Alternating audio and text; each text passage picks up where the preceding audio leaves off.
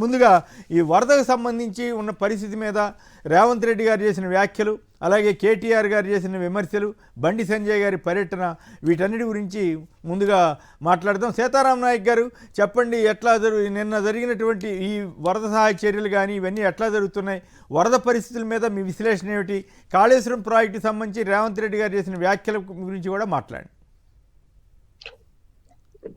మీకు ప్యానెల్ ఉన్న మా దేవి ప్రసాద్ గారికి, అద్దంకి దయాకర్ గారికి, శ్రోతలందరికీ నమస్కారాలు.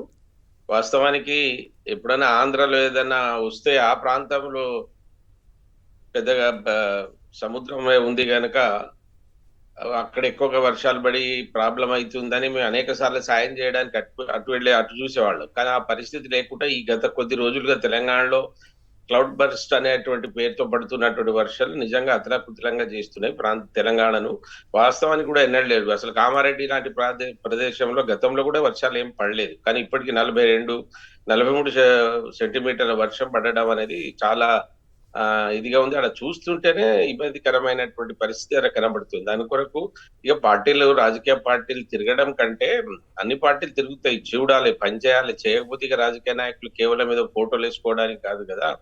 కానీ ఈ రాష్ట్ర ముఖ్యమంత్రి గారు ఏదైతే ఉన్నారో వారి బాధ్యత, అందరికంటే ఎక్కువ బాధ్యత వారికి ఉంది. అలర్ట్ గా ఉండి ఎక్కడైతే అవసరం ఉందో అక్కడ క్షణాల్లో చేరుకునేటట్టు చేయాలి. మీరు అన్నట్టుగా నిజంగా జాతీయ మరియు ప్రాంతీయ ఏదైతే డిజాస్టర్ మేనేజ్మెంట్ లో పాల్గొన్నటువంటి వాళ్లకు మనం ధన్యవాదాలు తెలియజేయాలి. వాళ్ళ ప్రాణాలను అడ్డుపెట్టి ఆపదలో ఉన్నటువంటి వాళ్ళని కాపాడుతున్నది అది ఎప్పటికీ ఎక్కడైనా జరిగేటువంటి పరిస్థితి. కానీ నిజంగా వాళ్ళ ధైర్య సాహసాలను మనం కొనియాడవలసిందే. రెండవది, ఈ వర్షానికి తగినట్టుగా ఇప్పుడే ఏం అంచనాలు వేసే పరిస్థితి లేదు. బాగా నష్టం జరిగింది తెలంగాణలో, జరగలేదని దీన్ని ఎవరు కాదనలేరు. కానీ దీన్ని సరి అయినటువంటి రీతిలో రాష్ట్ర ప్రభుత్వం ఈ వర్షాలు తగ్గిరకన్నా దాన్ని ఒక పద్ధతి ప్రకారంగా, ఒక ప్రణాళిక ప్రకారంగా వీళ్ళు ఏమైనా రిపోర్ట్స్ పంపిస్తే ఇస్తారు. కానీ ఇప్పటికిప్పుడే 10 కోట్లు, 10,000 కోట్లు, 20,000 కోట్లు అంటే అయినా కాడికి వారు సాయం చేస్తూనే ఉంది రాష్ట్ర ప్రభుత్వం.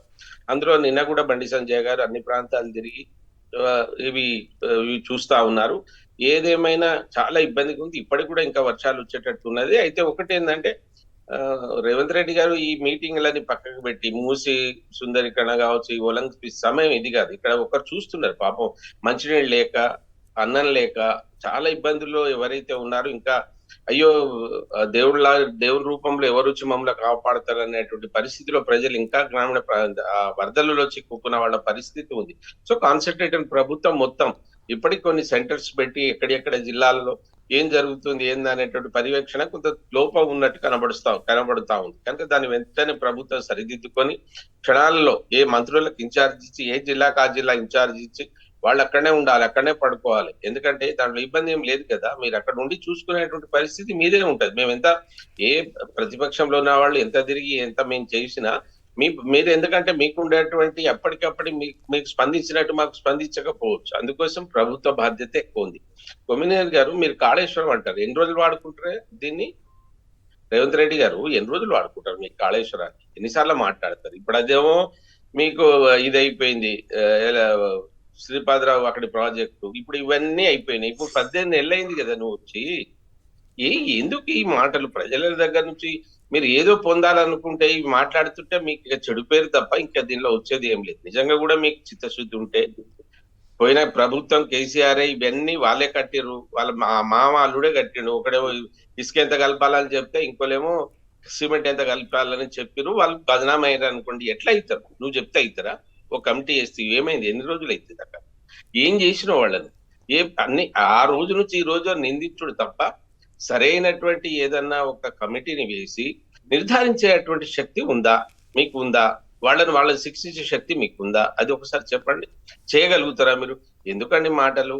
ఈ రేస్ అట్టే పోయింది, ఏం పోలేదు. నీ ఫోన్ ట్యాపింగ్ ఏమైంది? కొమ్మినేని గారు, ఇవన్నీ కేవలం మీ మాజీ మిత్రుల్ని అర్జెంట్ గా ఏదో చేయాలని మీరు కోరుకుంటున్నట్లుగా ఉంది. లేదు, అట్లా కాదు. మాట్లాడవద్దు, మాట్లాడితే చేయాలి. అరే నా ప్రభుత్వం ఉన్నప్పుడే చెప్పినా సార్, ఇప్పుడు భయపడేదే ఉంది. నాకు ఎందుకు చేయకూడదు చెప్పండి? మీరు ఎందుకు చేయకూడదు? తప్పు చేసినోడు శిక్షించాలి. ఈ మాటలు ఈయనెందుకు? ఒక ముఖ్యమంత్రి మాట్లాడినంటే దానికి విలువ ఉంటుంది సార్. ఏం విలువ ఉంది మీ మాటలకు అంటున్నా నేను. Okay, right. మళ్ళీ మిగతా వాళ్ళు కూడా ఇండ్లకెళ్ళి అండ్ల ఎత్తిపోతున్నారు, అండ్లకెళ్ళి ఇండ్ల ఎత్తిపోస్తున్నారు. అంటే ఇప్పుడు నీ దగ్గర కూడా టెక్నాలజీ ఉంది, వరల్డ్ వైడ్ టెక్నాలజీ.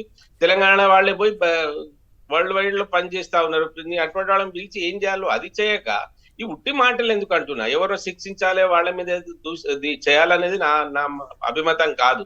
కానీ ఏంటంటే కష్టపడి తెచ్చుకున్నటువంటి తెలంగాణలో ఒక ప్రాజెక్ట్ ఆయన కట్టగలిగిండు. ఆ ప్రాజెక్ట్ లో నువ్వు ఇప్పుడు కమిషన్ వేస్తేవి ఏమైంది సార్? మీరే చెప్పండి. ఇప్పుడు ఫోన్ ట్యాపింగ్ రోజులు నడుస్తుంది. ఓకే. ఏంటంటే ఏదైనా సమస్య వచ్చినప్పుడు దాన్ని డైవర్ట్ చేయడానికి నేను ఏదో ఒకటి పెడతాడని. నేను అనేది ఏంటంటే అది పెట్టే బదులు నీ నిజాయితీ, నీ పనితనం, నీ ప్రభుత్వం బాగున్నదంటే నువ్వు ఏం చేస్తున్నావు అది ప్రజలకు చెప్పుకోమంటున్నాను. రైట్ రైట్ ఇప్పటికే ఫెయిల్ అయి ఉన్నది రైట్ అందరికీ తెలుసు. రైట్. ఓకే.